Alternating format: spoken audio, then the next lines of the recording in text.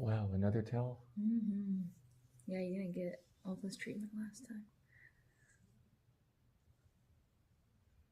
This is the deluxe package. Oh, good. Everybody's going to want this now. They're going to be calling Jenica, Hopefully. asking for the Jason Rupp package.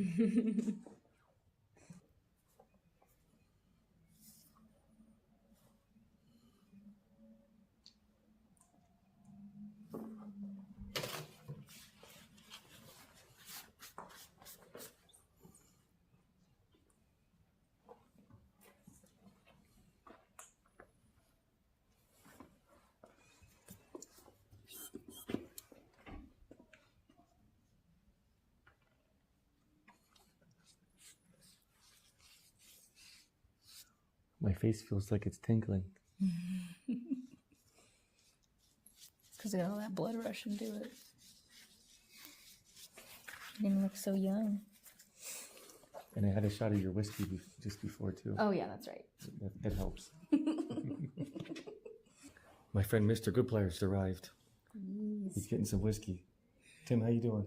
Not too bad. All right. Sailor Jerry's a blast from the past.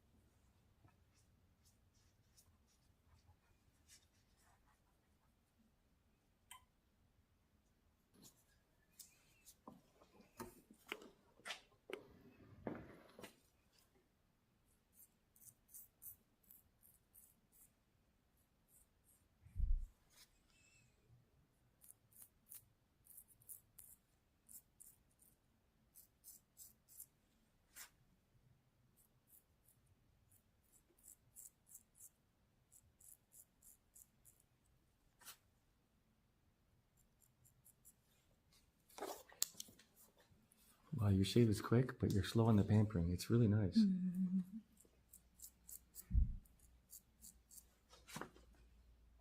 I guess I just don't know how to shave any slower. Well, that's my kind of girl. Wow, your shave is quick, but you're slow on the pampering. It's really nice.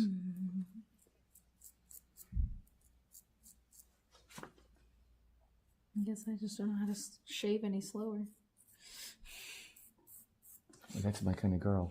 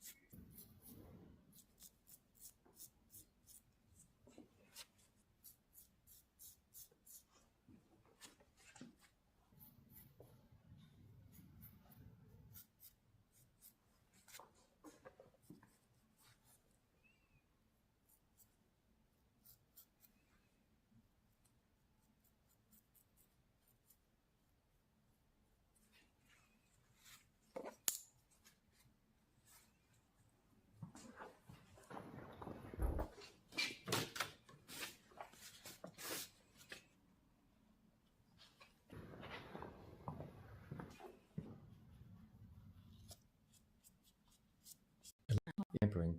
Yes. Canva Pro is 50% off right now. So I put Daisy on all this cute wrapping paper. Did we go overboard? No way. Let me show you how it happened. Look at all these templates.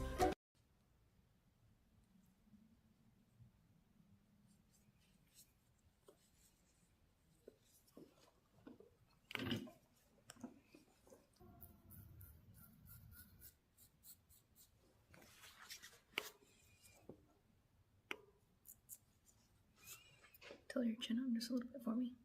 Yeah, perfect. Just tilt it toward the ceiling. There you Like go. that? Yes. Okay.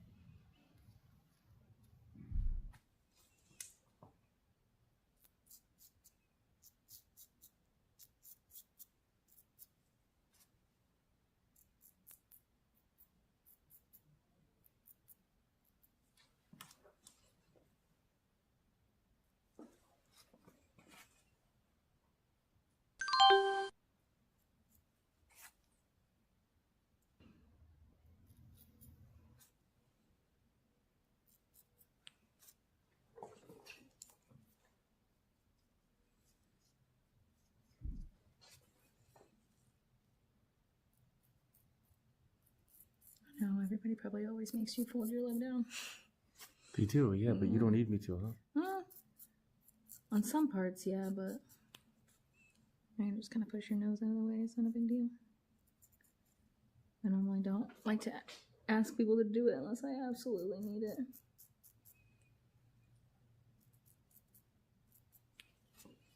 Yeah, you don't really need it. No. You got it right in there. Yeah. Pretty good. Pretty good.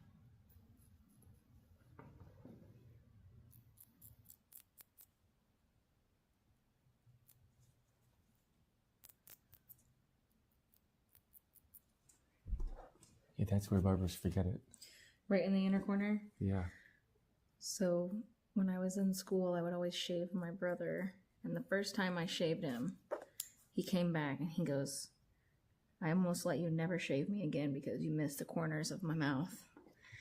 And it was from that point on that I never missed the corners of the mouth again. And he went out like that, right? Yes, I was like, all right, heard. I will always check the inner corner because, you know, I don't grow a beard. Crazy, but I don't. So Well, yeah, when a barber forgets that and you go out all day like that, it just feels weird all day. yeah. Yeah, and it feels like everybody's noticing it. Yeah. Like, hey man, you missed a spot. Like, no, I paid for a shave and they missed it. That's even worse. Right.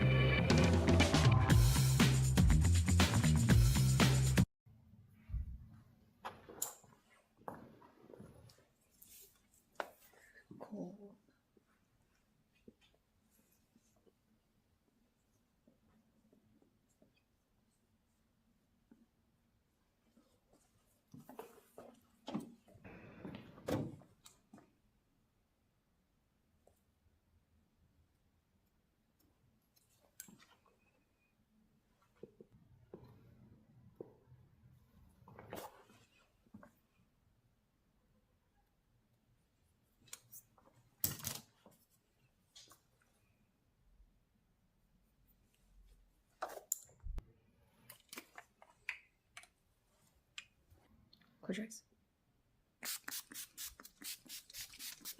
That's why I said close your eyes. That smells good too.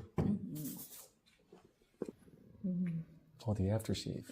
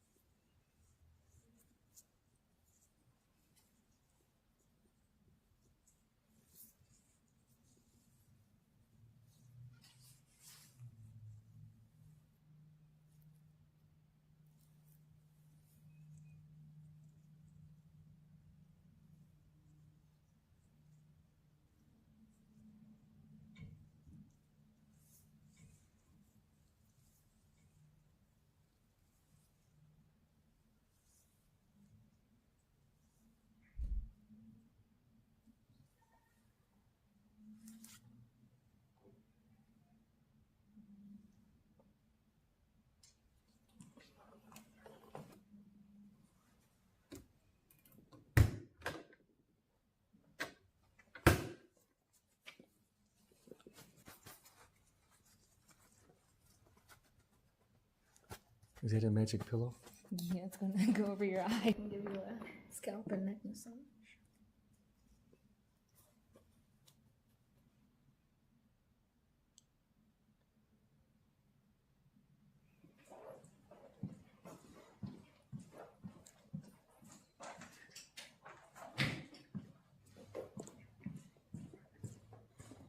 It kind of smells like a fresh potato, A fresh potato. like a baked It's potato. flax seeds. Oh, flax Maybe seeds? that's I why guess you that's smell why. Yeah.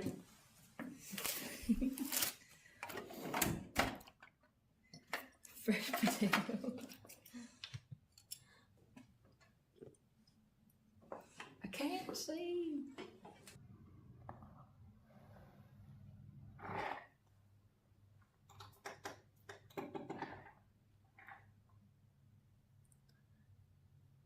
Oh, what's this? We're just doing a scalp and neck massage while that mask sits in your face. Thank you.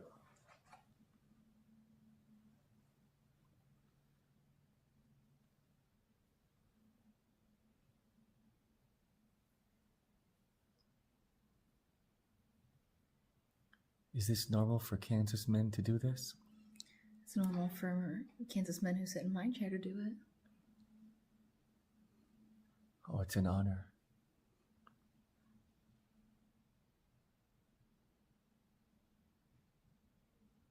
Just relax. Okay.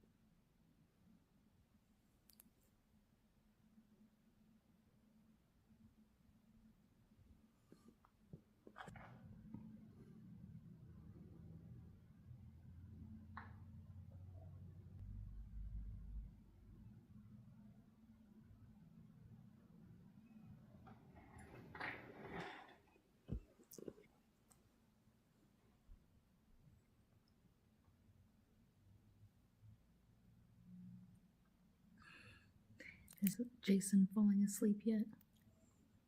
Yes.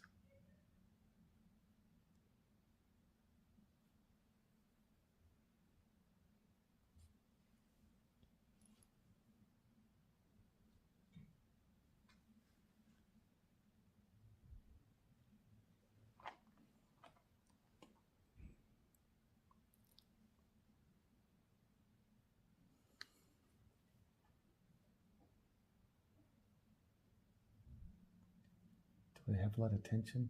Mm-hmm.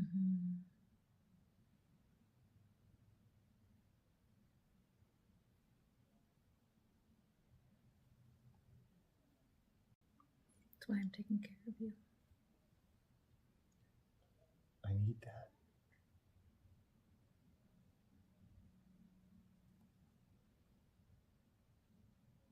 Does anyone have thoughts on the reading from last week?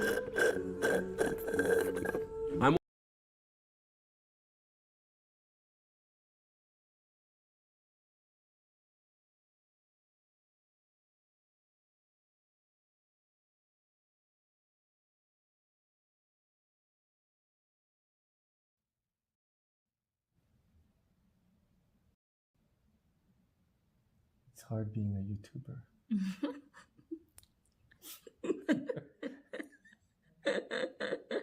What are you laughing about? No, I'm sure it is. That's why I've never done it.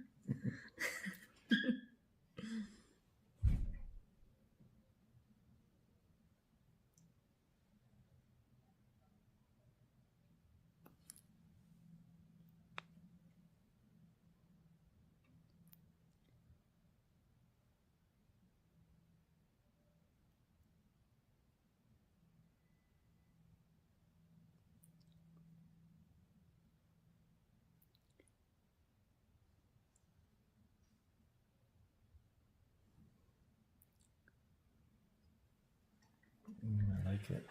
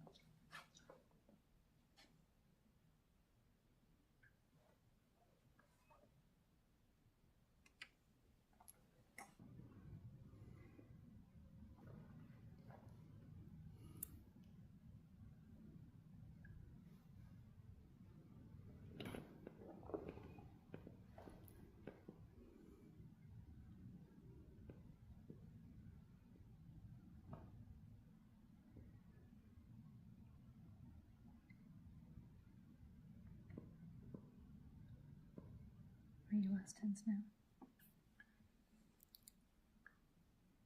Oh, I'm not ready to see the world again yet.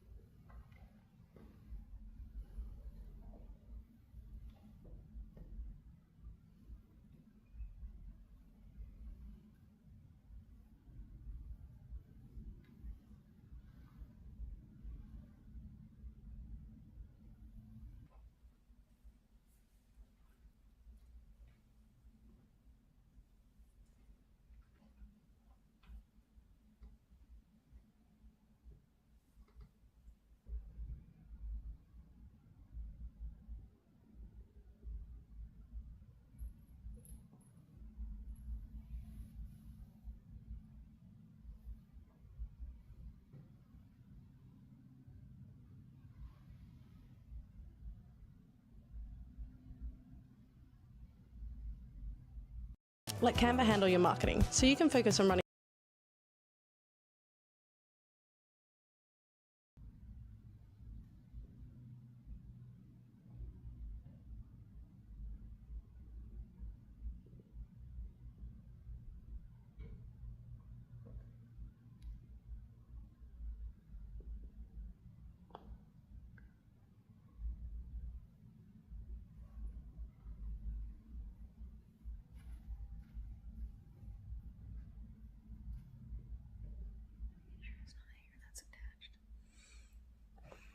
I get this tension right here. I like it when you do that. Oh, yeah.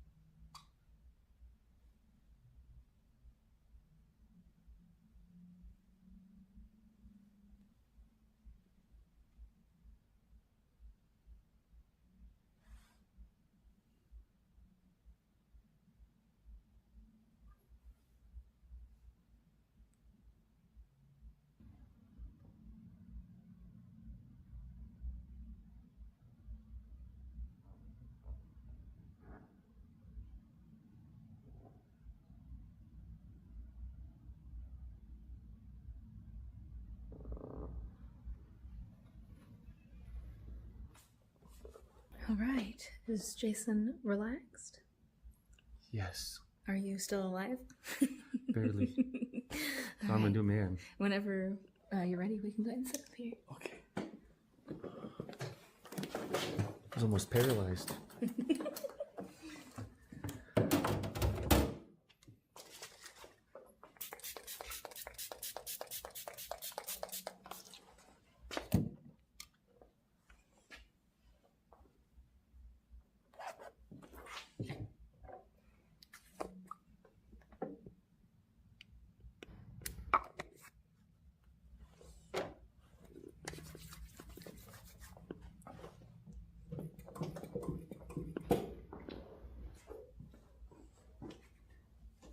Oh yeah, your skin is so shiny. Wow, it is. Well, that smells like coconut. Yeah, it does have a little bit of coconut in there. It's coconut and woodsy. Nice. I like coconut everything. Mm-hmm. Me too. As long as it's not like coconut melon. I feel like the melon just ruins the coconut. I had coconut margaritas at K-pop the other day. I didn't ever think coconut in a margarita, but it worked. I bet it's kind of like coconut and a margarita. It was delicious. That's interesting, yeah. It's like a pina colada margarita together. Yeah, that's smart. Yeah, that's why it was so tasty. How do you feel? Oh, I feel great. Good. Oh, that's fantastic. Looking good there. I love that. Oh, that's a smooth shave. Yeah, yeah. You got every corner. Mm-hmm. Yeah, totally. I get every corner always. No man left behind. Imagine being able to build an app with your name Yeah, on we're it. done. Oh, Just just by for another hour. Okay, all right. Well, we gotta move on. We gotta move on to Mr. Good Pliers over here. We got Mr. Good Pliers over there. How you doing? This is a Not too bad. I'm done. Yes. Love that. Yeah. Oh, I'm hooked. Perfect. Make sure you stay warm. Oh, thank you. All right. Oh, thank you, Jenica. Yes, thank you. Discord call you've probably heard by now. Oh my god! Way. My god! This group of teenagers just stole $240 million in Bitcoin. You know how much money that is? Quarter of a bill. Probably.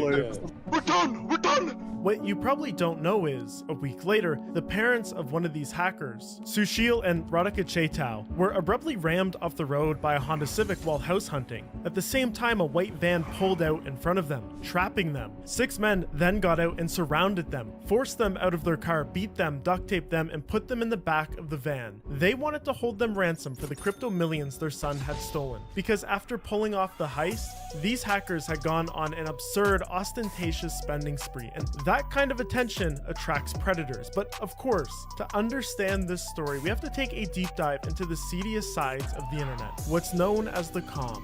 There's a lot of questions here, like why were they even recording this in the first place? Buckle up.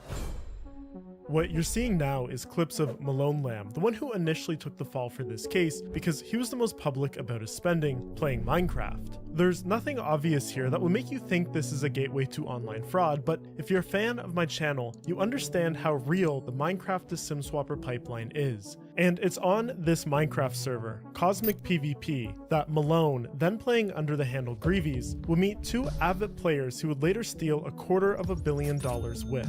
The first was John D.L. Serrano, who was then playing under the handle I Am Box Tops. The second was Veer Chaital, who went by Wiz. If you search these names on Google, in quotes, you can find a good amount about their history in these early days. John DL was apparently running a Discord server where people could buy and sell Minecraft accounts. Some with rare names or Minecon capes could even fetch thousands of dollars. It's the first sign they were getting into this sketchy side of Minecraft where accounts are hacked and stolen and then traded for real money. This is important on these PvP servers. People often use cheat clients to get an advantage, and so their accounts get banned, they need new ones, and stolen Minecraft accounts can cost as cheap as $1 versus spending 30 with Mojang. And we know Malone was using these clients because people were posting videos trying to expose him for it. He was also making a little money by scamming people in-game. The other thing is, these hacking clients always seem to have communities around them involved in other sorts of online abuse, and it's clear that this group had gone full into it because they had no problem doxing the admins of these servers. We're talking releasing their social security numbers and addresses when they got into an argument with them. And in one case, Malone even sent emergency services to one of their homes. If you've been around sketchy kids online, there's many that will dabble in these cheat clients and buying hacked accounts, getting rare usernames, posting someone's docs after an argument even, but it's kind of rare to encounter someone unhinged enough to actually call emergency services and swat people. Even sending a pizza is pushing it. I think that even for the teens involved in this stuff, they realize there's real world consequences to that it's taking it too far, but Malone didn't seem to have that switch set to on in his head, and that's a trend I notice with at least hackers that get caught. But I'm getting a little ahead of myself because the first trend is what happens at the end of their Minecraft journey. Maybe it's from browsing too many Telegram channels for too long, but they realize instead of using these skills to hack Minecraft accounts, they can be used to hack large crypto holders.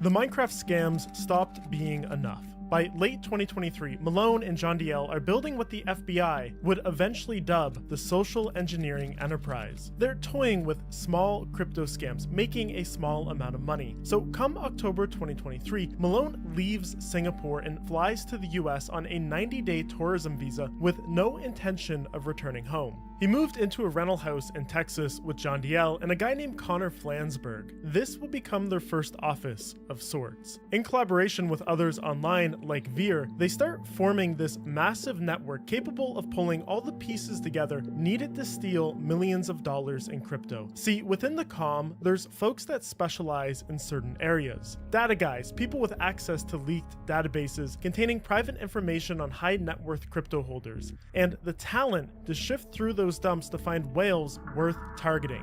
Then unique callers, kids like Veer and John DL, pretending to be support agents at companies like Google, Yahoo, Gemini, like whatever logo they needed that day to social engineer victims. This was also one of the riskiest roles. Finally, there's organizers, people like Malone and Connor that stitch the entire attack timeline together, setting up phishing pages and waiting to instantly drain the crypto accounts of victims in real time when the callers get them access. There's of course other hands in the pot too, like people that can turn all the stolen crypto into US dollars and hopefully mix it along the way to make its source untraceable. And they even had a burglar on standby to break into a victim's home if their social engineering attack failed. This is a list of known threat actors in this group, and together, they were about to start making millions. Speaking of millions, that's still a drop in the bucket compared to how many private records Flare.io, the sponsor of this video, is tracking. To pull off attacks like this, threat actors need stolen data, credentials, stealer logs, private databases, the exact kind of stuff traded on hacking forums, shady Telegram channels, and dark web markets. If you're responsible for security at your company, your employee logins, sessions, or API keys could already be in those same places. It only takes attackers, on average, 48 minutes to compromise a system from an exposed identity. That's 37 hours faster than most teams spot a leak. That gap between leaked and acted on is exactly where Flare lives. Flare is a threat exposure management platform that tracks what threat actors are sharing across 50,000 Telegram channels and hundreds of dark web markets, with positives with Entra Access and a priority company at Tried. Thank you, Flare. It's not well documented how much they were making from early thefts, but we know by the end of 2023, the training wheels were off because Malone, John Diel, and Connor moved from Texas to LA and rented a 6-bedroom, 11,000 square foot home on Clear Valley Drive. This is such a bizarre street to look at on Google Maps because every single house is blurred out. I think they likely put these requests in with Google for security. Maybe they didn't want like armed robbers being able to scope out where they were living. But anyways, this became their new base of operations, and from here, the first documented attacks start happening. In mid-March 2024, Malone and Veer social engineered a victim out of $600,000. In May, they got another whale, pulled roughly $2.9 million. Come the end of June, they hit another victim for $870,000. All of this while Malone technically isn't supposed to be in the country. He had no permanent residence or work permit. If the police stopped him on the street, it would be game over, especially because they weren't being quiet with the money. Already they were trying to book private jets and rent exotic cars. And to up the ante, when they targeted another victim, Malone managed to access their Apple iCloud account and monitor their location in real time. Come July 21st, since they were unable to obtain the money through their normal social engineering scheme, they flew a guy, Marlon Farrow, to New Mexico where the victim's house was located. Outside, Marlon set up a burner phone to live stream to his partners in crime back home. Then he made his way inside. The plan was that if they saw someone enter the house through the live stream, they would give Marlon a heads up. Inside, Marlon managed to find the victim's cryptocurrency hard wallets, and he dipped. They made another $1.7 million from this physical attack. It's not clear what would have happened if the victim returned home. And it's like, this was almost a pointless amount of trouble because just 3 days later, they hit their biggest victim yet, managed to steal $14 million. They were taking all of this cryptocurrency through a sophisticated social engineering scheme, one that was private to them. Nobody knew yet exactly how it was done from start to finish. But one thing was clear, they were pushing their greed to the point of failure. And that peak would come 1 month later in August, when they'd hit the heist that would finally make them say the words, We're done! We're done! $242 million! But unfortunately for them, there would be a double meaning to this. The Enterprise goes after a man in Washington, D.C. From data dumps, they've determined that he's a high net worth early crypto investor. Step one in their scheme is fear, because fear makes people do irrational things. They start with what's known as a multi-factor authentication fatigue attack. They've already found his login credentials to his email, likely from data dumps. So they start hammering the login page, spoofing their location to be from places like Russia and North Korea. This causes the victim to get a flood of security alerts on their phone. If you've ever gotten one of those pop-ups saying, "Was this you?" you might know that feeling in your stomach, thinking that someone is trying to hack you. This is where the caller steps in, likely Veer. Using a spoof number, he calls pretending to be from Google support. He tells the victim that his account is actively under attack, walks him through carefully planned fake verification steps that convince him to read out loud the secret recovery codes to his Google account. While keeping the victim talking, he's pasting those codes into Telegram for Malone and others to use them to get access to this guy's email. Once inside, they know they possibly only have minutes before the victim catches on and starts trying to shut down their access. So they tear through the inbox, the Google Drive, docs, sheets, everything that is uploaded to a Google account, looking for anything crypto related. Sophisticated threat actors have scripts made to do this automatically in seconds. You would be surprised how often people store sensitive information in their emails and cloud drives like this. But the other aspect is, if you have access to someone's primary email account, you can just go on the different websites that they're signed up on and usually reset the password and then confirm a code that comes by email to get into it. The first thing they spot is an atomic wallet, but it's basically empty.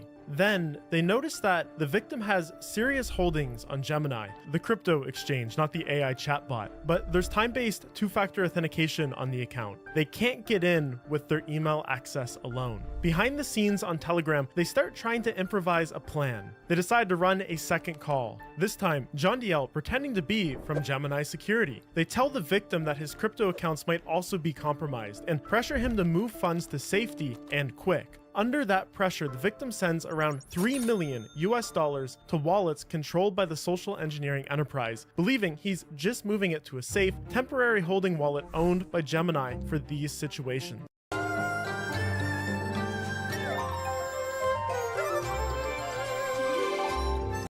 With the victim still scared and cooperating, they decide to push it even further. They convince him to install AnyDesk, to quote, share his screen so they can help with the recovery. Except AnyDesk is remote desktop software. It basically gives them root access to his machine like they're sitting in front of it. Once connected, they notice the victim has a Bitcoin Core wallet. They ask him to open it, and they can't believe what pops up on the screen. He has 4,064 Bitcoins worth $240 million. They can't mess this up. They start instructing the victim to go through steps to restore and back up his Bitcoin Core wallet. They're freaking out in Telegram when he does. Then they instruct him to upload the backed up wallet files to OneDrive for, quote, safekeeping. Little does the victim know that the enterprise already has access to his OneDrive account through his hacked email. When those files hit the cloud, Malone instantly downloads them, fires them into his own instance of Bitcoin Core. Then in 3 huge transactions, he sends all of the coins from the victim's wallet to one they control. And here's that exact moment. It's on the block. John! Oh my God! Fucking what? John! Oh my God! No fucking way. $243 million! Bro, I'm gonna spaz out! Yo! We're done! I'm spazzing out! Do you know how much money that is? Holy fuck! Quarter of a bill. Holy. Spent 3 ways or is it 4 ways? Oh! That's pretty funny. Pretty 10 pretty funny. I'm gonna lose my shit! Yo! How do I, hold on. But little did they know, this call was being recorded. But that was going to take a little while to come out. For now, they were planning a spending spree like none other. But first, they had to tumble these Bitcoins so they couldn't be traced back to the hack when they cashed them out. Bitcoin is the most transparent financial system ever created because every transaction is in a public ledger. Companies like Chainalysis have made billions of dollars developing systems to track the flow of coins to cash out points with the end goal of catching bad guys. And it's not like the victim was going to stay silent. Rich people have a lot of money to pay for the best investigators. And the SE Enterprise knew this. So about 17 minutes after the theft, they kick off a crypto mixing technique known as a peel chain, moving huge stacks of Bitcoin from wallet to wallet, and at each hop, peeling off smaller and smaller chunks to fresh addresses. At the same time, they start chain hopping, swapping Bitcoin into other crypto coins like Litecoin, Ethereum, and Monero. Over the next few weeks, the money bounces through around 15 different services and exchanges that lack KYC protocols, creating this tangle of transactions. They hope that it's untraceable. All the while, they're actively planning things to buy, sharing pictures of these designer goods in their Discord server, because there was no way they were gonna do the smart thing and wait to spend this money. The temptation was too strong, especially for Malone. Like the sim swappers before them, Malone and friends, still in LA, decided to hit the luxury clubs. And all these videos start surfacing online of Malone spending hundreds of thousands of dollars on VIP sections and bottle service. DJs are calling him out by name on the microphone. Who the f is Hey, yo, Malone, you going real crazy like it's your birthday. One time, to thank them, he handed a DJ a 6-liter golden bottle of Ace of Spades champagne worth $25,000 to $60,000. Another time, he sent a DJ home with a $2,000 tip and tens of thousands in unopened bottles. He posted this TikTok the next day. His tabs were astronomical. Here's one for $250,000, and that was probably a light night. Another one for $300,000, and here's a third for $500,000. There's people on TikTok reporting that they saw him spend up to $2 million in a night at these clubs. Like, I'm talking, it had to have been, just within that 10 minutes that I was there, $100,000 worth of alcohol, and he had been at the club, like, for a while. They were on a generational run, and LA, it wasn't big enough for them. So where else do you go but Miami? Malone chartered a private jet, and they settle in an 8,500 square foot waterfront mansion with 10 bedrooms on the exclusive Hibiscus Island with a monthly rent of $62,000. This place was decked out. They had the full 9 yards, 25-foot ceiling. On a generational run, and LA, it wasn't big enough for them. So where else do you go but Miami? Malone chartered a private jet, and they settle in an 8,500 square foot waterfront mansion with 10 bedrooms on the exclusive Hibiscus Island with a monthly rent of $62,000. This place was decked out. They had the full 9 yards, 25-foot ceilings, pools, and they quickly filled the front driveway with supercars, like a ridiculous amount of supercars. Multiple Ferraris, Lamborghinis, Porsches, Mercedes, Rolls Royces, a BMW, and this Aventador SVJ with Malone's name on the side. He even tried to get his ex-girlfriend back with one of these, a pink Urus and a Birkin bag, but she responded that she has a boyfriend. Ouch. To compensate, he took a stack of Birkin bags to the club and started giving them away. The next day on TikTok, model Olivia Allen posted this video. Then this video by Sky Bree got posted. A random man at the club gifted me this Hermes Kelly story time. I don't know his name or anything about him. He comes over and he's like, my friend over there wants to gift you a Birkin, but he looked pretty young. He comes towards me and he's like, I got this for you. And Malone had all his own clothes to match the part. A Richard Mille watch, designer coats, iced out glasses, rings. The others in his group were not quite as ostentatious as him in terms of getting their name plastered on signs at bars and putting it on the side of a car that you bought with stolen money, but they were still spending it alongside him. But the more they spent, the more attention they got, and it wasn't just from girls as they had hoped. There was rival cybercriminals online that saw them spending this wealth on social media, and that gave them an idea. Maybe it was time to take things offline with a kidnapping.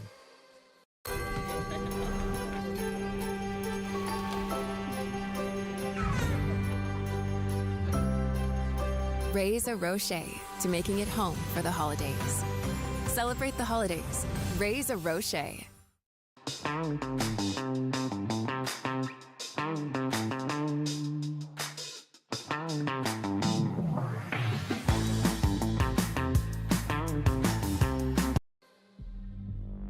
During the late afternoon, Sushil and Radhika Chaitau were house hunting in an upscale neighborhood in Danbury, Connecticut. Cruising around in the matte gray Lamborghini Urus Veer had bought for them. He told them he was making money online through crypto trading. As they turned a corner, a white Honda Civic suddenly slammed into the back of the Lambo. At the same time, a white Ram ProMaster van cut them off from the front, boxing them in. There was nowheres to go. 6 masked men dressed in black jumped out. They yanked the Chaitaus out of the Urus and dragged them towards the van. When Sushil resisted, they beat him with a baseball bat and threatened to kill him. Inside the van, they bound both of their arms and legs with duct tape. Radhika was forced to lie face down and told not to look at them. She struggled to breathe and begged them to stop, telling them she had asthma. The attackers wrapped duct tape around Sushil's face and hit him several more times as the van sped away. They wanted to hold them ransom for the crypto millions their son had stolen, but they hadn't gone quietly in their abduction. Several witnesses saw the ambush and immediately called 911, including an off-duty FBI agent who lived in the neighborhood. He started tailing the van in the Honda, stayed on the phone with dispatch, and even managed to get them license plate information. The Danbury police, thanks to this, were quick to pick up the trail. When a patrol officer lit up its emergency lights and tried to pull the van over, the driver took off, swerving through traffic. About a mile later, he lost control, jumped a curb, and crashed. The suspects bailed on foot, leaving the Chaitau's bound and terrified in the back of the van. Within hours, officers found one man hiding under a bridge and 3 more hiding in the nearby woods. Based on information information from those arrests, police were able to find the other two the next morning at an Airbnb about half an hour away. Radhika and Sushil had gotten very lucky, but I can only imagine how Veer and the rest of the SE Enterprise was feeling after this news. Like, if they go to a club again, are they going to get abducted? Well, I suppose that's only if the feds didn't get to them first, because the investigation by this point was now well underway. Zach XBT, a scam survivor turned self-proclaimed 2D investigator, was just about to go through airport security when he received a notification. A Bitcoin transfer for $600,000 had just hit a tiny exchange he monitors, an amount 10 times bigger than what normally moves through that exchange. Then, while he's standing at his gate, he got a ping. Another million had just hit. Then another ping, this time for 2 million. At this point, he's tracing the blockchain on his phone as he's shuffling forward in the boarding line, racing against the 30-minute takeoff window where the plane will go dark with no Wi-Fi. By the time the plane lifts off, he's done it. He's traced the money backwards to a single wallet that had been sitting untouched since 2012, holding hundreds of millions in Bitcoin, until today, when someone started dumping it as fast as they could through exchanges with terrible fees and little security protocols. To him, it's obvious a whale wouldn't cash out like this. This, as he's seen time and time again, is what happens after a massive theft. Once the plane hits 10,000 feet and the Wi-Fi kicks on, Zach keeps going. For hours, he watches the funds split and branch across more than a dozen mixers, exchanges, and swap services as the thieves desperately try to hide their trail. Then, Zach traces the flow backwards to where the coins originated from. He finds a connection with the now collapsed Genesis exchange. He DMs the old administrators on Twitter, asking them to connect him to whoever lost this fortune. Eventually, the victim hires him outright to help track the money. By the time Zach lands, he's mapped the theft back to 3 likely culprits. He posts about the theft to his 650,000 followers, and soon after he gets a DM from someone claiming they know exactly who these thieves are. Over the next week, Zach barely sleeps. 4 or 5 hours a night, he's feeding updates to law enforcement, building diagrams, and matching spending sprees to post on social media. Zach even gets his hands on a 90-minute screen recording of the group during the heist from an informant on Twitter, leaked because one of them had reshared their screen with friends in another call, and someone in that call recorded it. Zach said in reviewing the full 90 minutes, they casually called each other by their real first names, and at one point, Veer even flashes his Windows desktop, revealing his full name. And we can see that Veer, during the heist, was looking up the Ferrari 812 on YouTube.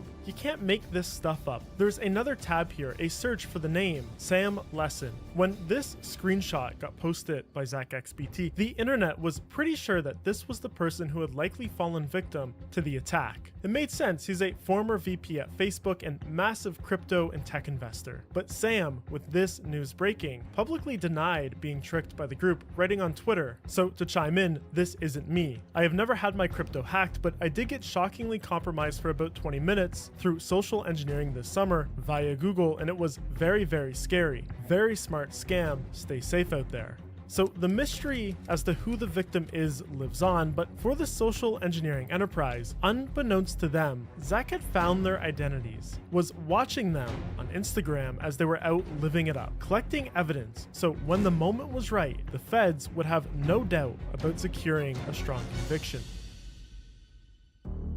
The police were parked outside of LAX. They had discovered that John Diel had gone on a vacation to the Maldives with his girlfriend. They didn't want to arrest any other members of the group before he was back for risk of alerting him and losing him. Before going through customs back into the US, John Diel had wiped all apps from his phone just in case they would send him through secondary screening. When he made it through without a hiccup, it was a relief. Till 2 FBI agents promptly stopped and arrested him, handcuffed him on the spot. They also briefly interrogated his girlfriend. She denied having any knowledge of John Diel's involvement in the heist. The FBI agents told her that the only way she could make this worse was to warn her boyfriend's partners in crime. She promised them that she wouldn't, and since they didn't have any legal grounds to keep her, they let her go. To quote the FBI's memo, immediately after leaving the interview, John Diel's girlfriend promptly called his criminal associates, tipped them off to his arrest, and these associates in turn deleted their Telegram accounts and all incriminating evidence included in the saved chats. I can't can't believe it. You can't make this stuff up. So the group was in a frantic mess. Malone went out back of his Miami home, he dumped his phone in the bay, and the pressure was on to arrest them before more evidence could be destroyed, or worse, they flee the country. It was sooner than planned, but the Miami police immediately organized a raid on Malone's home. Later that day, these videos would circulate on social media of Malone being arrested. Exactly a month after they had stolen $240 million in Bitcoin, two of them had been busted.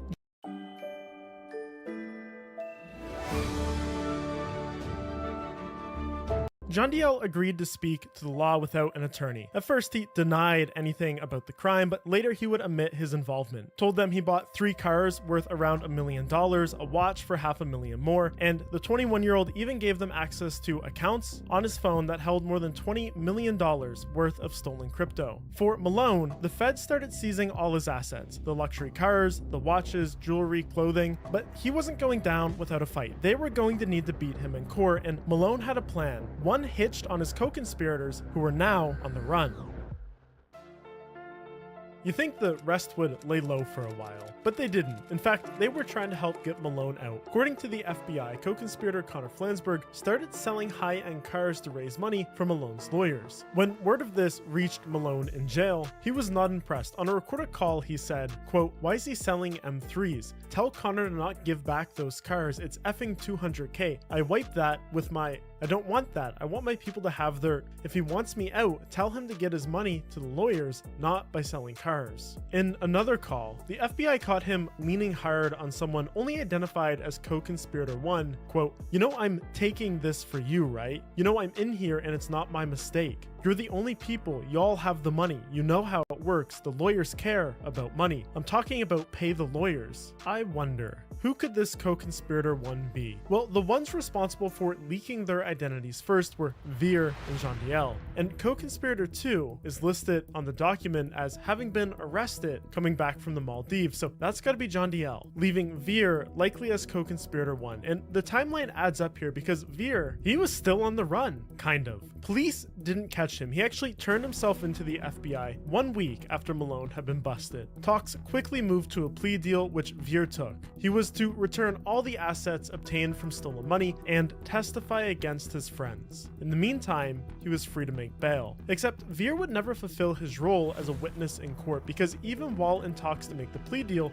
Veer had continued to conduct the same old crypto scams while out on bail. In October of 2025, Veer got involved in a $2 million theft. Again, he acted as a Gemini exchange support member, convincing a New Jersey crypto investor to provide him with her seed phrase for a cryptocurrency wallet. His cut was $200,000 for being the caller on that attack. Veer promptly booted up his VPN and made a new account on an online casino called Bust-A-Bit, where he lost all $200,000 in the span of 40 minutes. Unbeknownst to him, during that gambling session, his VPN had dropped connection, exposing his real IP address. When the feds caught this, well, he can't commit crime on bail. He got sent back to prison and his deal was revoked. And in reviewing his chat logs, they found that he was planning to flee to Dubai. It was perfect timing, but for Malone, that means his escape plan wasn't looking too hot.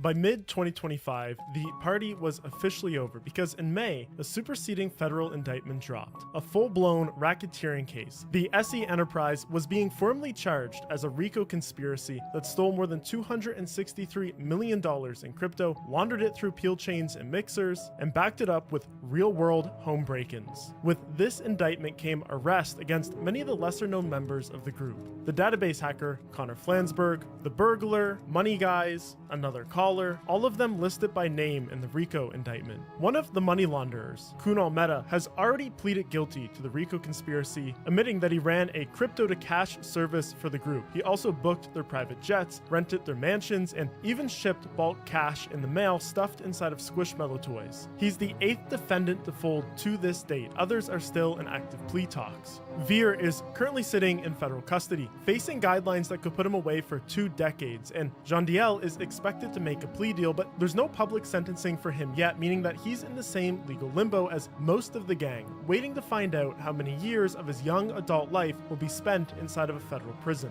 The kidnapping crew got busted too, the guys who tried to snatch Veer's parents. 5 of the 6 have accepted plea deals in federal court for conspiracy and kidnapping related charges, and the 6th, he's gonna try and take it to trial. And then there's Malone. When we last left him, he was locked up in Virginia, still trying to pull strings from behind bars, including, according to this RICO indictment, having his friends hand-deliver his girlfriend more Hermes Birkin bags while he was still behind bars waiting for trial. Like, you just can't make this stuff up. Since then, things have only escalated for him legally. Like, this RICO indictment got pinned on him, and he's being charged with RICO conspiracy, conspiracy to commit wire fraud, and conspiracy to launder monetary instruments.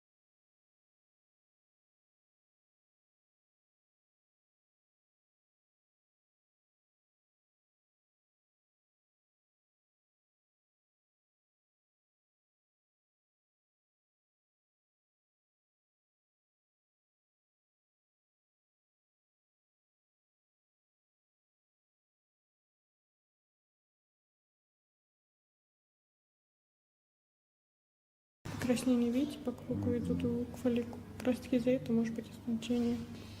Только начал вот здесь пытается волос подрасти еще. И, скорее всего, недавно выпал волос, сальной пробкой забилась фолликула.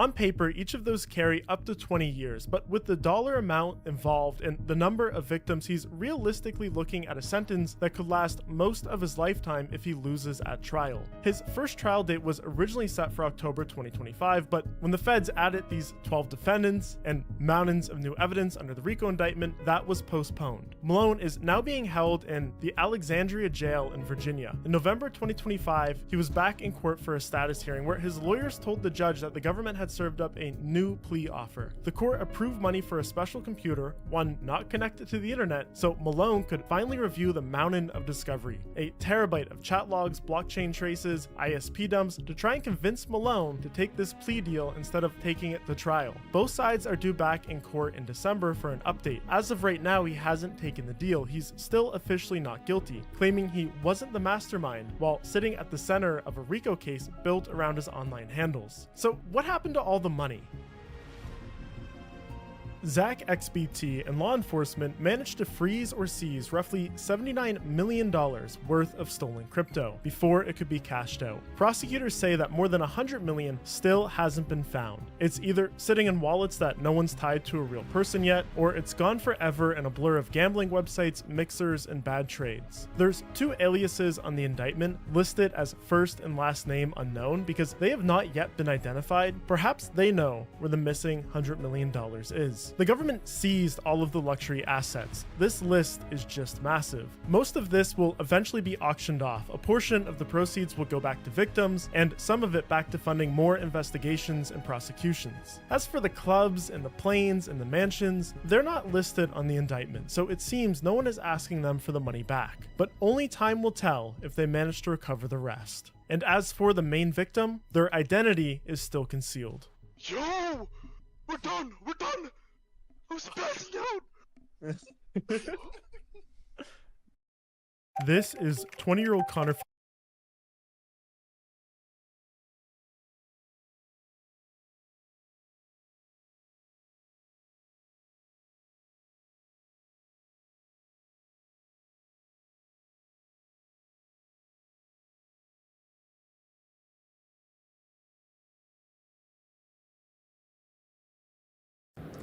Hello there and welcome. In this video, I want to talk with you about my experiences with EU5 after having roughly spent 300 hours in this game.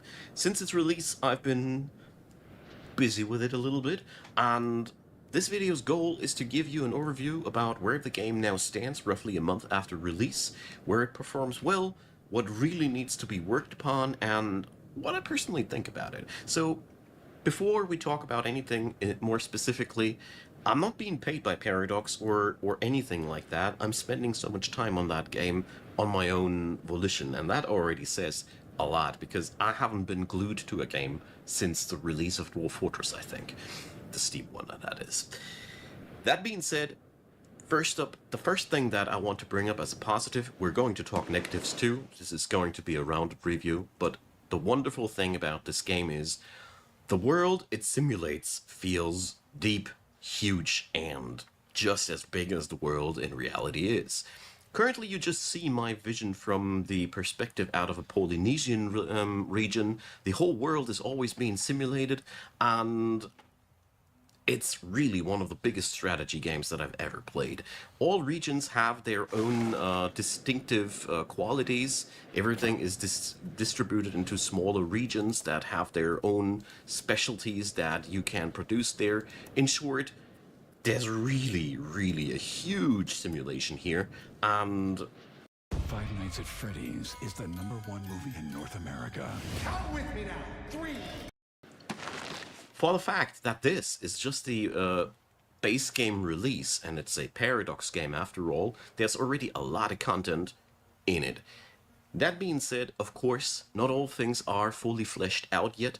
Some regions have more cultural technologies and gameplay than others. So, for example, here my Polynesian region has no distinct technologies or nothing at all, no real flavor of the region, but it's all being saved by the fact that we got cloves and spices down here that make our gameplay different. All regions that I have tried out so far, and I've been around the world a little bit with this game, have had their own specialties, their own approaches how to take the game, be it more militaristic and expansionistic, be it more diplomatic, be it more economy-based. There's just so much to try out there, and I really, really like that, given the fact that there are so many more DLCs on the horizon. What I also really appreciate about this game is the depth of the economy simulation in there. There's so many different products we can use. There's so many different aspects of economy via trading, via simulating how important infrastructure is. EU5 works with a metric called control, which basically defines how well integrated is a region into your empire and how productive can it actually be and how much money can it shed off. And you can work really a lot of time in just developing your own land. This game has a very solid economy sim which allows you to do very, very many things without waging a single war ever. You can basically define for yourself where you want to spend the most time of the game, and it really works well. That is because there's really a lot of deep and well-made economy aspects of the game, and generally said, there's a lot of deep and engaging systems there, be it the government systems with the values and all that's linked to it, the trade system where you can do a lot of import and export shenanigans. There's just many things you can work with. There's so many technologies that you can work with.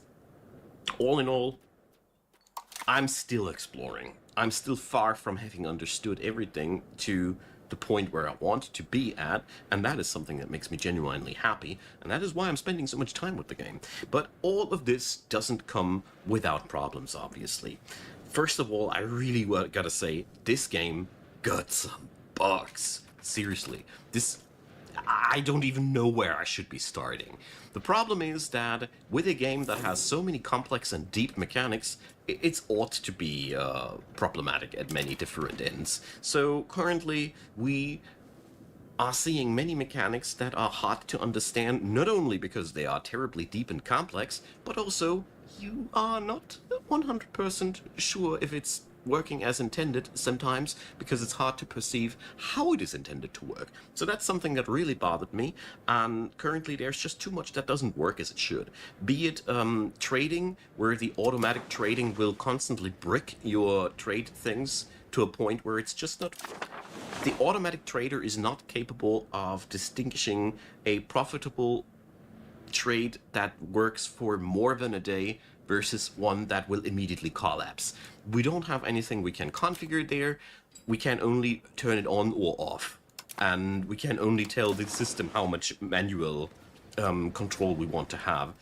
At this point, I can only run an automatic trade if I am the strongest party on the market, and even then the AI does terrible things at times. Or going to the military. Seafair combat or naval combat still doesn't work really well. People don't understand why they lose ships and how they lose ships. I've been following a lot of discussions on the game, and the common verdict is that naval warfare needs some love, because currently the only way to really make sure that you win is bring more ships than enemy. Strategical gameplay is not really there. You just overwhelm your enemy or you don't.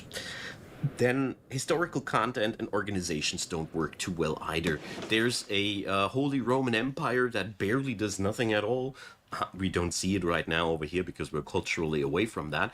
But there's so many little things that I've been reading about that don't work as they should, or events that completely bug out and never end.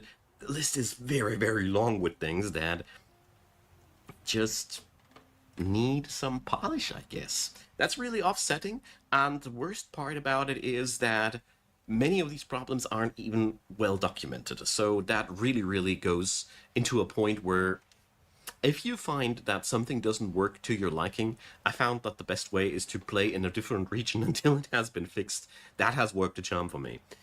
So another thing that's really a problem there is I'm currently playing version 1.0.10. That's a lot of versions for 1 month of game, and to make matters really worse, the patch notes so far are a little bit opaque. So it's really hard to read what has changed, and I really gotta say, on the end of communication and patch notes, they really gotta work better on that. Because currently, I am doing a lot of work in just looking at what shifts in numbers and what works, how it should work, and what doesn't work, how it should work.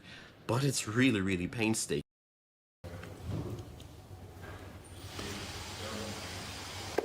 Саш, все готово.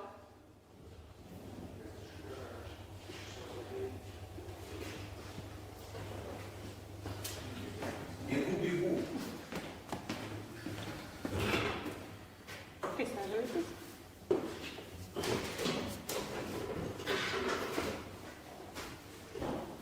мы не любим челку, верно? Еще раз.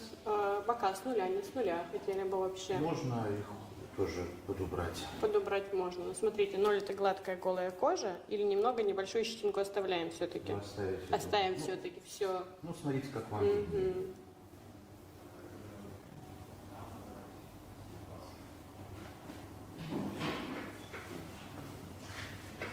Для вас сейчас сильно объемно, много волос, верно? Чего еще раз? Для вас сейчас объемно, это много волос сверху? Это много. Это много для вас волос, да? Мы тогда челочку прям приподнимем, раз вы ее не любите хорошенько. Сверху подуберем, где-то сантиметра полтора я уберу, наверное. Хорошо. И пока мы тогда сделаем вот здесь легкий переход с нуля, вот буквально вот в этих местах, в зоне затылочка, и здесь потихонечку плавный переход начнется у нас вверх. Хорошо. Все тогда. Голову пройдемте, помоем? Пойдемте.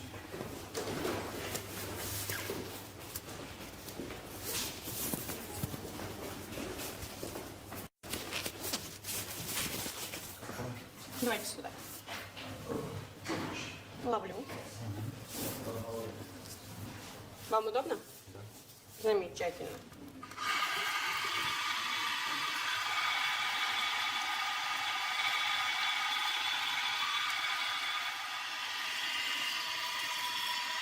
Комфортная вода?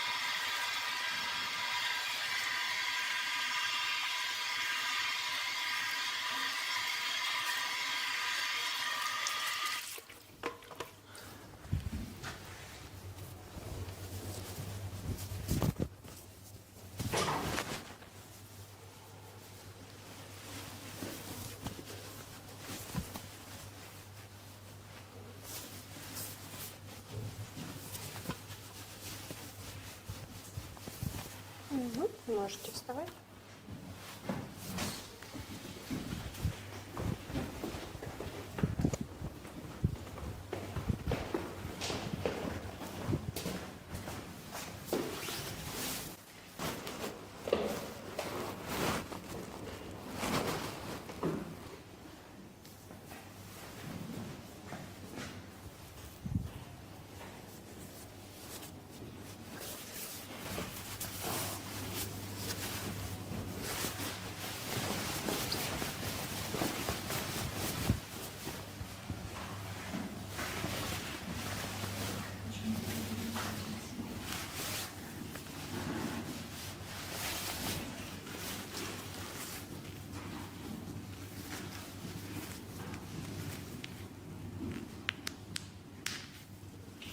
Комфортно, да? Не жмет? Да.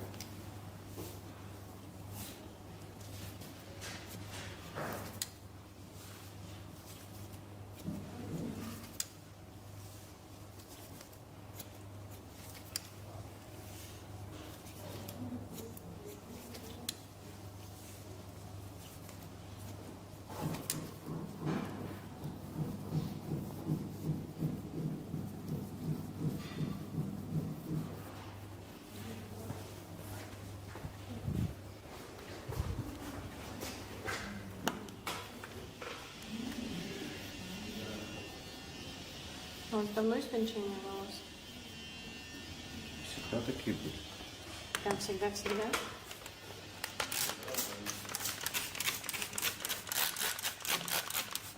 У вас только сверху в основном истончение, а по бокам у вас нормально, у вас это проблемы с гормоном. Скорее всего, как раз таки. Потому что это у нас гормононезависимая зона, она в основном не страдает, поэтому она донорская для пересадок.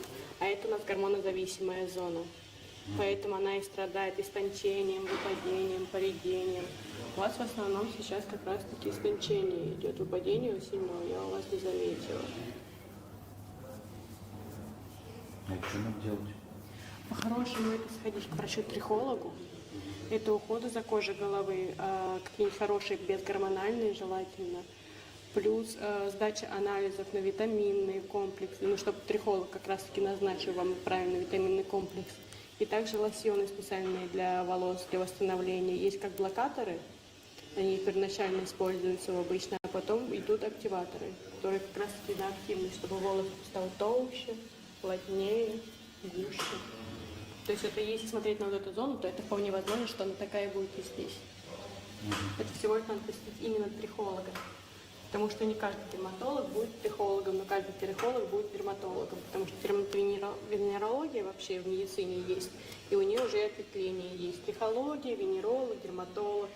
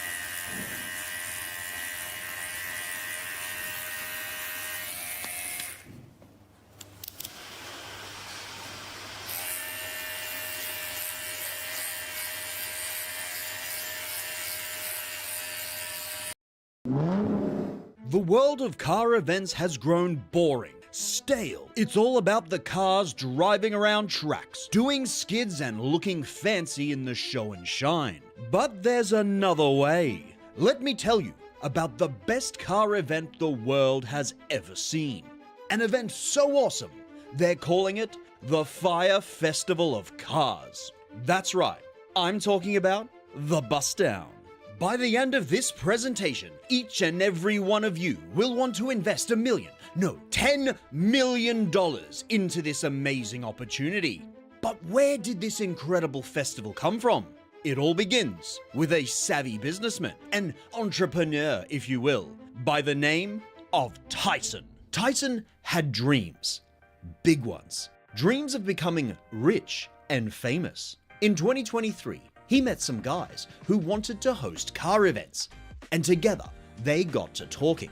What if we hosted some car events? Oh, that's a good idea. We could hire a track and people would pay for tickets to come and drive around. Oh yeah, nice. And what if we had like supercars and models? You want to know what car events are missing? Music. We should have a music festival after the car stuff is done. Ever dreamed of feeling like you're on your own private yacht? Sail unique with Explorer Journeys.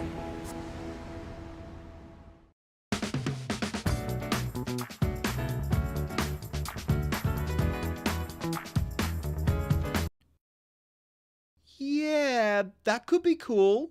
They had come up with a brilliant plan, and Tyson already had a talent management brand he was trying to get off the ground. How convenient. So they got to work making it happen. They called it the Bust Down. The team booked the Carco Raceway and began selling tickets. But at the last minute, the raceway cancelled their booking. They were forced to scramble to find a new venue. They got the Perth Motorplex and announced the new location. Now, this place was much further away for a lot of people, so understandably, many couldn't come. But overall, the event went okay enough for their first attempt, and it was evident that this thing had legs and could grow much bigger. This is where a new character enters our story, Wesley. Wesley was a friend of a friend. He'd shown very little interest in the Bust Down previously, but seeing the small success that they had had and the possibilities of the future, he was suddenly very on board. So Wesley made himself a founder and co-owner of the Bust Down and got to work making sure everyone knew about it. Despite this early success, they weren't without their problems. As I mentioned, there were people who couldn't attend the events because of the new venue, and they were demanding refunds for their tickets. The matter was discussed internally, but the decision was made that the money was needed to pay Tyson's artists. It was too bad if people couldn't attend. There were dissenting voices among the founders, and those voices got pushed out. Now it was just Tyson and Wesley. And from here, things needed to be bigger and better. They began planning the second Bust Down. This time, they were holding it at the Convention Center, a bigger, more serious venue. They had a number of big-name influencers involved to hype the event and make it look awesome. But once again, people who attended had mixed reviews. Not to be deterred, Tyson and Wesley knew they were about to strike diamond, and so they got to work planning 2025. So here's the pitch. You have a track. During the day, there's motorsport activities, roll racing, burnouts, drifting, the whole deal. You entertain the crowd with high-octane action. Then, in the evening, you have musicians perform to hyped crowds and to attract an audience beyond just cars. Isn't that a bit like what the V8 supercars already do? No, it's exactly what the V8 supercars already do.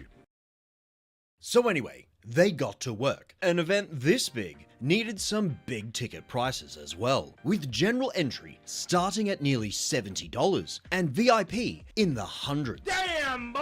Not only would this be a big event, it would be a big moneymaker. The plan was to host 3 events: Perth, Brisbane, and Melbourne. Perth was first, but they weren't allowed to use the convention centre like the previous year for reasons. Instead, they would use the Supreme Court Gardens. This would be a fantastic location, and the Bust Down was sure to, as the kids say, pop off. On the morning of the first day in Perth, at 9 AM, Just an hour before the bust down was supposed to start, they posted on Facebook. They were delayed, and the gates wouldn't be opening until 1 p.m. Oh no! Not great, but don't worry, everything is under control. We're opening late, but things are still going ahead. The first day went well enough. The people who attended had some mixed reviews. There were complaints that some of the cars on display weren't very good and that things were a bit boring, but overall it seemed to go mostly to plan. Day 2 got hit with some less than desirable weather, which meant less turnout on the day. So it's not the result we wanted, but that's okay. Next week is Brisbane, and we've got Queensland Raceway booked. It's going to be huge. The pitch for Queensland was simple. Hire Queensland Raceway on a Saturday, organise a whole bunch of motorsports activities, get food trucks, carnival rides, vendors selling their goods, and then pack the place full of influencers during the day and musicians in the evening. This was serious business. And if there's anything Tyson and Wesley are all about, it's serious business. A week before the event started, there were some minor problems. Queensland Raceway announced that they had had a last-minute cancellation for Saturday, and so instead would be organising roll racing. A cancellation? That's the day of the Bust Down Festival. People were confused. They reached out to the Bust Down by email and DMs, but no response. Some people tried asking Queensland Raceway. They got told they could neither confirm nor deny if the event was going ahead, and you'd have to contact Bust Down and ask them. We tried that. They didn't answer. With no official announcement on the Bust Down social media pages, and QR being cagey about giving answers, Alright then, keep your secrets. people were beginning to wonder if they'd been scammed. Do not need him! Do not need him! Then finally, on Friday, the day before the event was supposed to be happening, Queensland Raceway posted on Facebook, confirming the event was on, and it would be an unforgettable experience. Sometimes foreshadowing is relatively obvious. On Saturday, the gates of Queensland Raceway opened, and crowds of eager spectators rushed inside.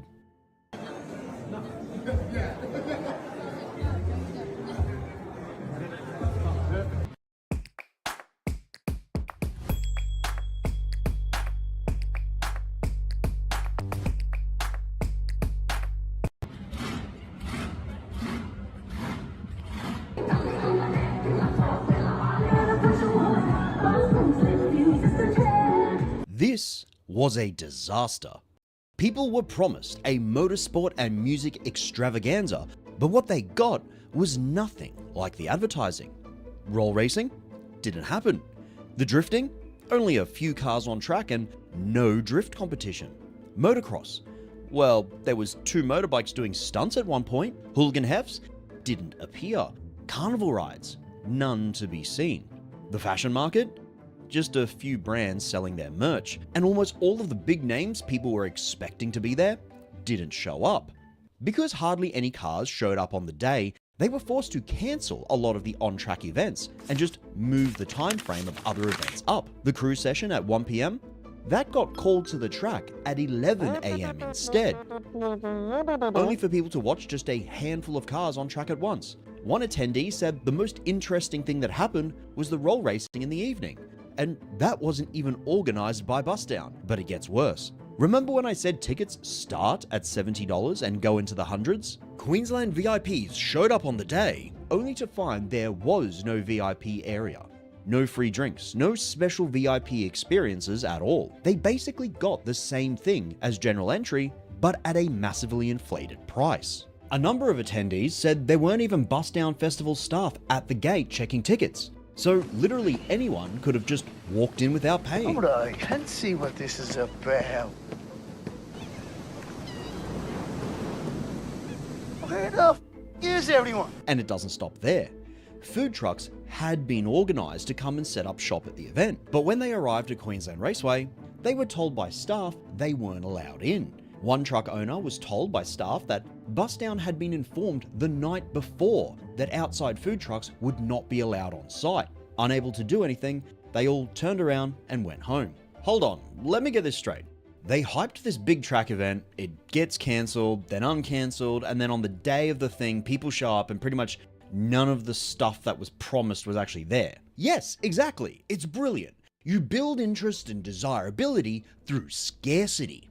It's like designer handbags. They're only worth so much because there's not many of them, and they cost a lot. Speaking of not many of them, how about you become one of the not many people subscribed to FG Mods if you're enjoying this video? So by not having the activities and influences promised, they're building even more hype for their next event. Because now, the people are craving these things even more. Makes a lot of sense. After Brisbane was Melbourne.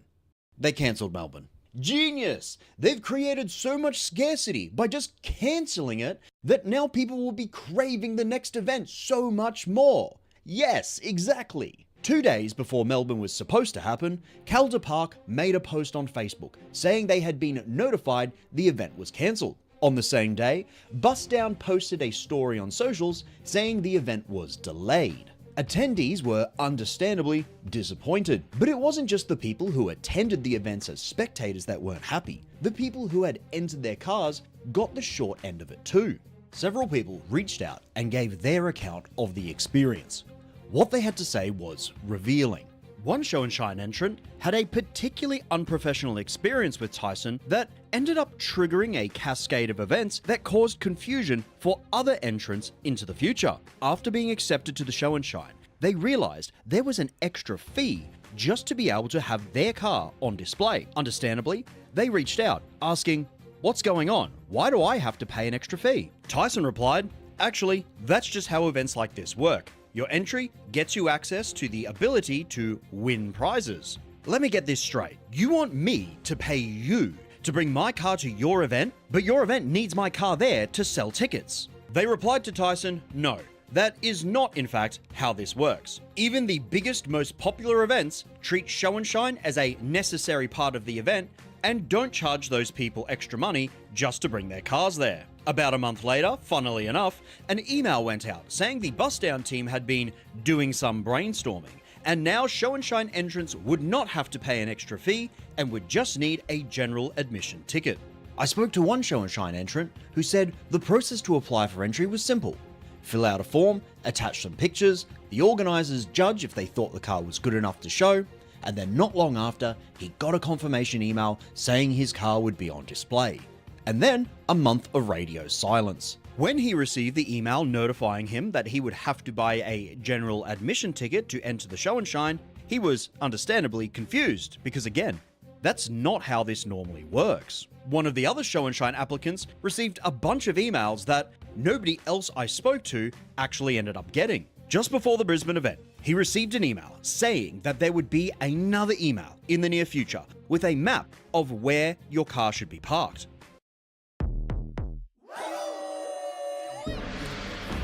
When did creating become...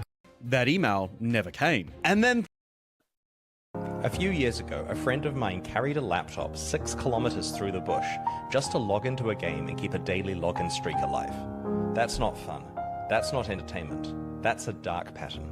The kid's house. Oh wait, already what I get? What you doing? Let's go, man. What the fuck is this? Come on. People are constantly asking me, is Diablo 4 Some good deep now? dives, 4 the best game I've ever played now. It's just literally better than GoldenEye N64. Better than Mario Party, the first one. Better than Super Smash Bros. Melee. It's better than literally anything you've ever played in your life. Just it. What if the cop in Subway Surfers isn't chasing you to arrest you, but to save you?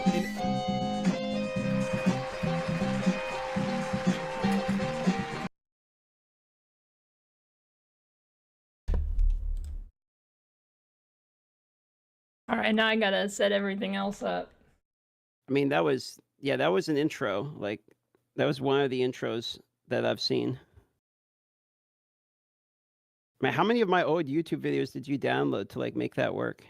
Like 6. Man, I forgot they were still up there. Yeah, I tried your Twitch VODs, but you did good getting rid of those. Oh well, all ogre. I don't see. Stupid Discord checkpoint.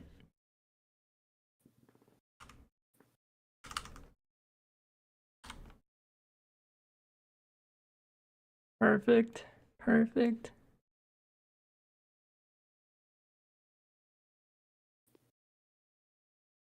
Well, I tell you what, since I'm ending after this, why don't I just raid you? And then we'll just all. I'm you guys can probably all leaving watch it. too. That's fine. They can all watch it on your setup. If you want. Otherwise, I can stay here. Don't mind me. Oh, you mean like actually right now? Yeah, well, why don't I? Yeah, why don't I I don't read care. you? Up Like, to you. there Whatever it you is, want to because do. you have you got. I mean, this is kind of a fancy setup you got going on here. I see the thing open here. I'm just yapping in the corner. So I think, boys, I'm gonna send it over to Lily. Watch this on Lily's stream because she's actually putting like some effort into this. This is more than just a yap. So I'm gonna raid on over and it will be there. All right, you ready? It's like quite a. Holy shit! What is this I'm looking at? All right, I'm gonna raid into her, boys. The podcast thing will be over there.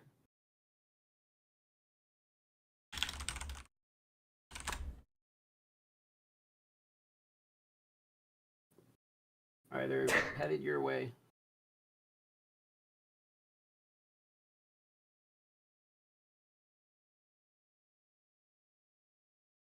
All right.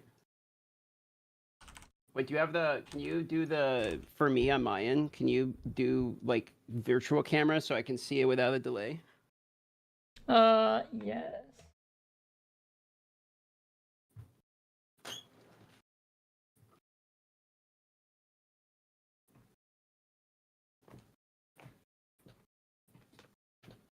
There you go. You see that? Holy, yeah, now we're talking, dude. It's a flashback to my childhood right here. There we go. Perfect. Okay. You know, you've done like 84 podcasts today, apparently, so I'll just get right into this. Right into it. Everybody's thinking it, so I'm just gonna ask it. Okay. Do you think that Root 2 is the Jeffrey Epstein of PoE? Holy, yeah, I'm glad you brought it up because that is the topic that I was expecting to start this podcast with. I